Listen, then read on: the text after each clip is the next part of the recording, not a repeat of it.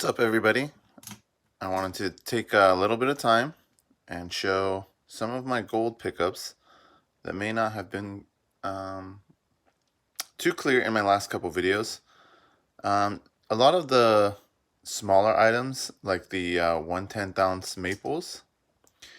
So these ones, like I said, mentioned in my other videos, these ones I'm actually looking to get a full tube of.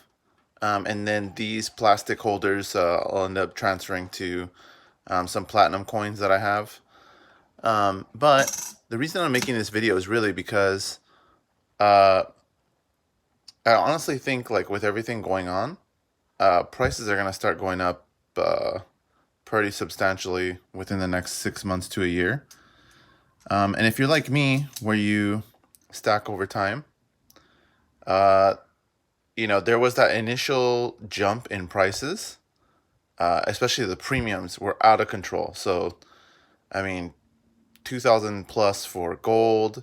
Silver was looking at, if you were looking to buy Eagles, in order to actually get them, you'd be looking at around $25 per coin, which is crazy.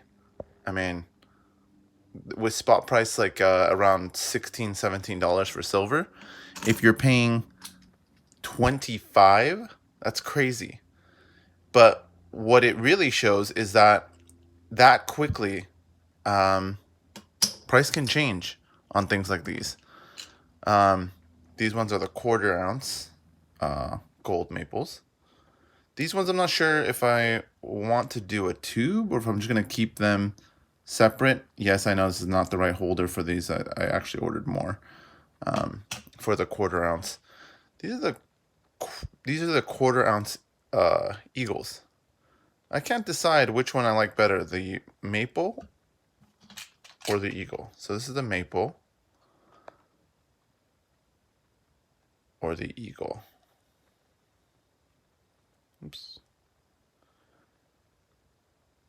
But like I said, the thing is that I think right now a lot of people, what they're looking at is, well, if, it's not cheap to be stacking right now, why am I going to start putting money into it when prices could go back down? Oh, that one's still got the plastic in it.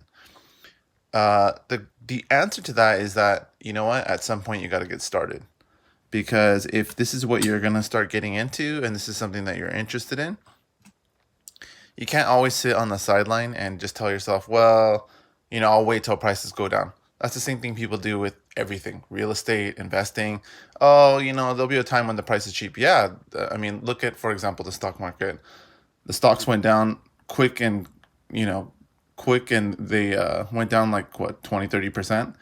And within 6 weeks, because of everything that the Federal Reserve is doing, the prices shot back up. Who would have seen that coming? Not many people. I don't think anybody would have expected the massive response from the Federal Reserve. But again, who knows? They may go back down. Okay. But the thing is that, like I said, like, if this is something that you're interested in getting into, at some point you got to take the plunge. You got to start buying, even if it's silver. Silver's, I mean, it's relatively cheap when you think about gold. But just like that, silver, same thing with silver price. Like I said, like the real price of silver, the spot price, quote unquote, was $16. But to actually get any, you'd have to pay around 25. Something else I want to show. These are wafers. Now in the gold, when buying gold, obviously these would be super high premium for what you're getting. But if it's the difference between you having something and starting to get started, maybe you do want to get, again, everyone says these are the big mistake. Don't buy these. Because the amount that you're getting versus the premium you're paying, you're kind of getting ripped off. But I still believe something's better than nothing. So even something like this. It's a small 1 gram Valcambi bar. These ones, like it says on the package, these were actually a varied assortment that I purchased. One of the other things that I talk about in my other videos is that these bars, it's always a question between, do you get the bar or do you get the coin? Depends. It honestly depends on your preference because, I mean, in the end, it's the same amount of gold.